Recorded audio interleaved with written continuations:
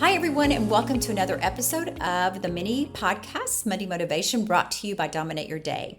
I started Monday Motivation as a space for mini episodes to share inspiring ideas and thoughts for leaders in the workplace. As a former corporate leader, I know what it feels like just to need a little boost each week to inspire me and keep me going. So I will share a topic to motivate you and empower you. Today, we are talking about this month we've been talking about communications. Today we're going to be talking about personal branding, which is a passion of mine. Mastering the art of building a strong personal brand through your communication style. So we don't want you to be, as what I used to say to people, we don't want you to be a Pringle, which looks like all the other potato chips in the can. We want you to be your unique self. And what happens is when you are showing up with your personal leadership brand, sometimes you're not aware of how you're showing up, especially in the whirlwind of today's fast-paced culture. It's all too easy for leaders to get swept up in the chaos, leaving little time for reflection on their communication style. Trust me, I understand the struggle. I have been there and I have to work on this. Yet, amidst this hustle and bustle, it's crucial to recognize that your communication style serves as the bedrock upon which your leadership brand is built. Let me say that again so we can repeat that. Your leadership style serves as the bedrock upon which your leadership brand is built. So, one of my personal quotes from me is that personal branding is the journey of self-discovery. It's unearthing the brilliance within each soul and empowering them to shine brightly with purpose. And I believe that's what personal branding is. So I want you to picture your communication style as the signature. Think of that as the sign-off, the signature that you put on everything you do. It defines your leadership brand. It defines how people feel about you, how you portray yourself. And just as a distinguished brand captivates its audience, your communication possesses the transformative power to inspire, motivate, and imprint a lasting impression on those you lead. So think about this. And I think research has shown that when you're within 10 feet of people in the room, they automatically feel your energy. They automatically feel whether they're going to listen to you or pay attention to you based on how you're coming in and how you're seeing yourself.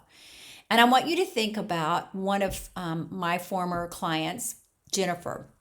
She's a dynamic leader in her industry. She leads operations for a large CPG company.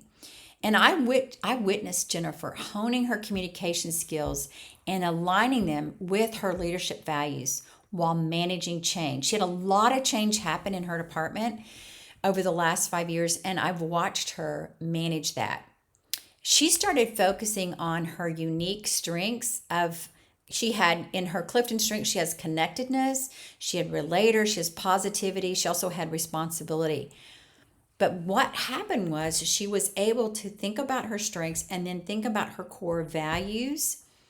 And then that elevated her leadership brand because then she was able to say, which of those strengths am I going to show up as today?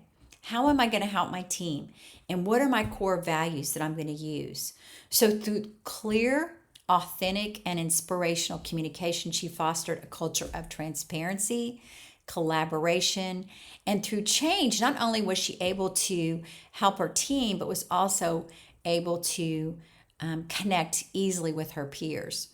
And the result, it was a resilient, high-performing team that consistently exceeded expectations and drove organizational success. Because she was the type of person that trusted her people. She gave trust, and so they gave her back trust. And it was amazing to watch this team grow and change. And it was because of her leadership and her managing her personal brand and her strengths and her core values that she was able to make a huge difference.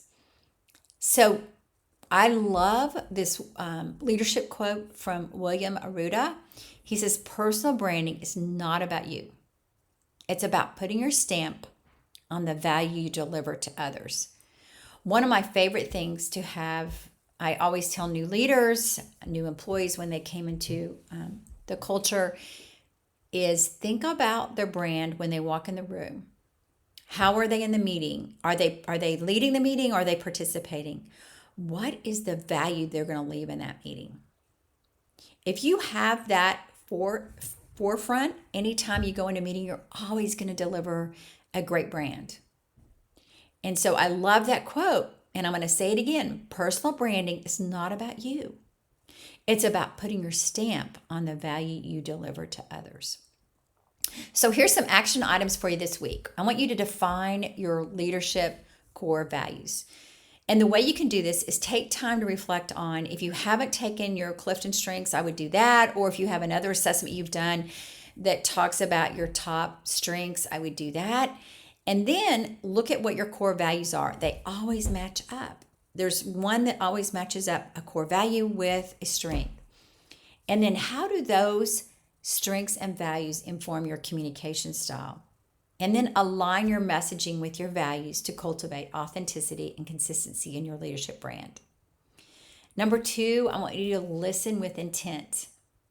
And I think the best way I can describe this is being curious about everybody you come in contact with, about every situation, because people will feel listened to.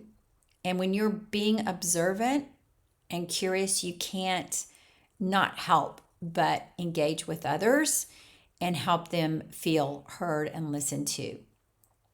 So practice active listening to understand their perspectives, their needs, and the aspirations of those you lead.